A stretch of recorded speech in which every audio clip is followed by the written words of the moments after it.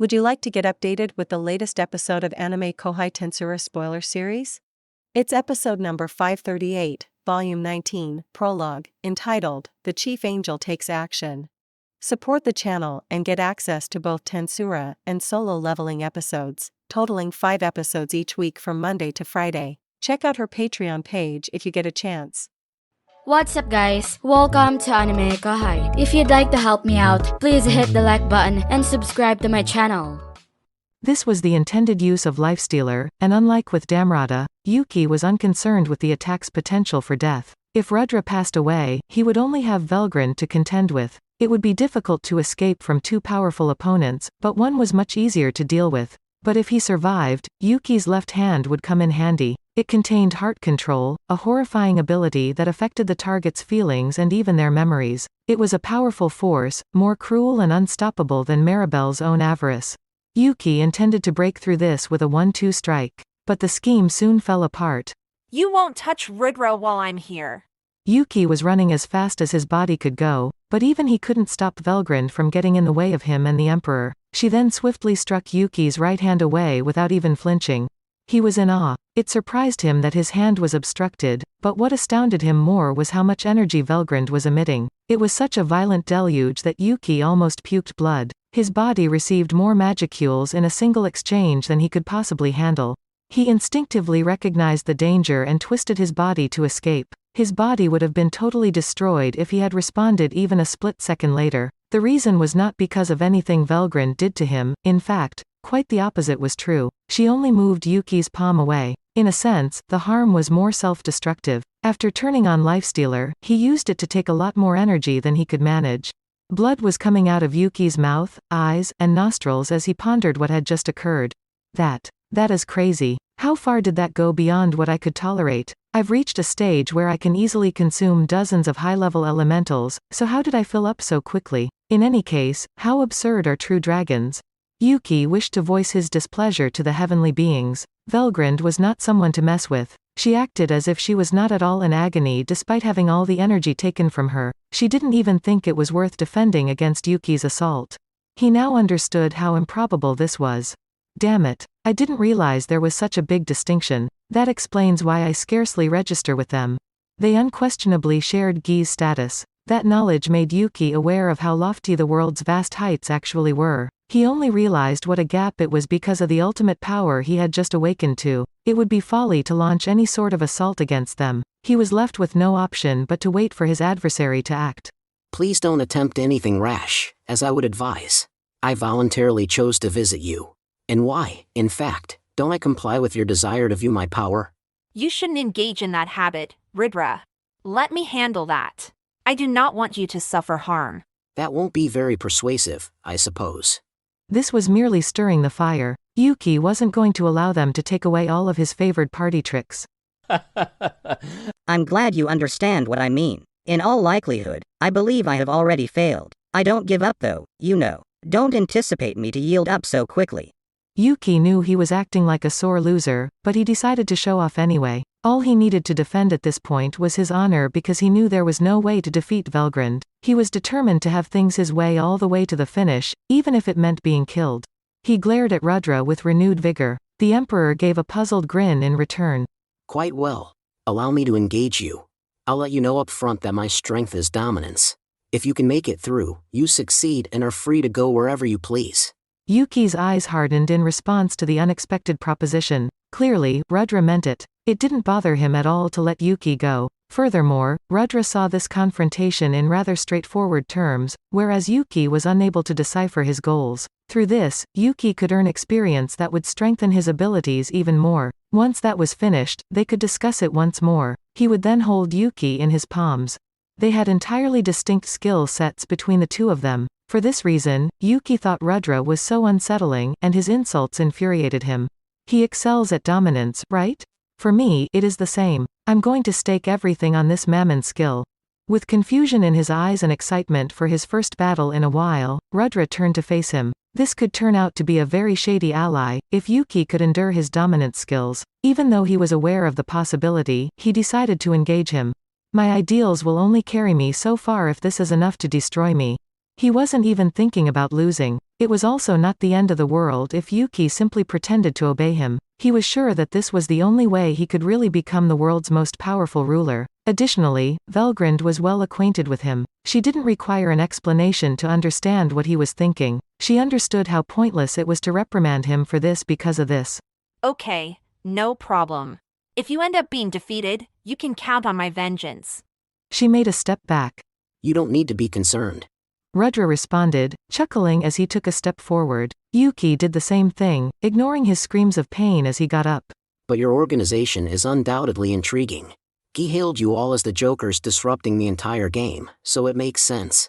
How did you discover that? Tatsuya just sent me a report about them. They go by the name Moderate Jesters, I believe. Well, their leader is now in our control as well. I'll also let you know that I now completely understand everything there is to know about you. Remember that as you challenge me.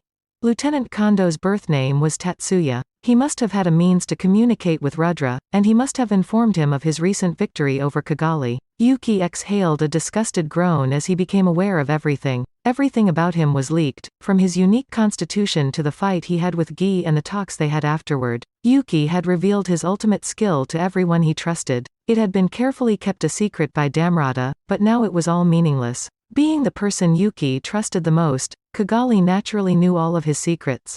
Oh, man, I'm gone, so they have complete knowledge of me. Yuuki suddenly felt the desire to discard everything. Although his intellect had informed him that he had run out of ideas, he was too proud to back down at this time. Most importantly, though, so Kigali isn't dead?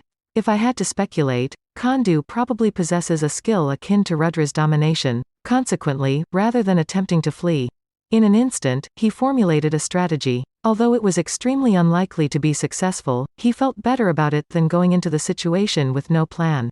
Wow. What a kind thing to say. Your demise will come from all that ease, though. It's alright. I incline to think I've triumphed only when I've outclassed my opponent's maximum power. Therefore, please don't hesitate to put your all into it as well. I don't want you to look back with remorse. Rudra moved a little bit further. Then he took an unusual fighting posture without any weapons. He was a trained swordsman, as evidenced by the longsword he wore on his belt, but he meant to defeat Yuuki solely through dominance, as he had stated. Yuuki was already aware of Rudra's true nature. He had a firm, upright demeanor that was in no way appropriate for a ruler, and he was now truly aiming to fight Yuuki. He was so simple to understand because of this. In the truest sense of the word, it is impossible to triumph here. Velgrind is still here, even if I manage to do something against Rudra. The best I can do if I can't get away is to undo Rudra's domination, right? But Rudra had to have been anticipating that, and he also had complete faith in his ability to seize control of Yuuki. So, Yuuki's only remaining choice was to Bring it on, Rudra. Placing all of their bets on the slimmest of chances. Regalia Dominion. Rudra leapt into action in a balletic motion, immediately reducing the gap between himself and Yuuki. As soon as he was within striking distance, he started using his Imperial Domination, the highest level of abilities made possible by his ultimate skill Michael, Lord of Justice. This skill had no restrictions and had orders of magnitude more power than the imitation he had shown Kondo. There were rank subclassifications even among ultimate skills, and for someone as newly awakened as Yuuki, this one was impossible to resist. Standing there in all possible dignity was Rudra. Yuuki immediately passed out. Now it was obvious who had won and who had lost, but the result stayed a mystery. Do you really think you won't kill him?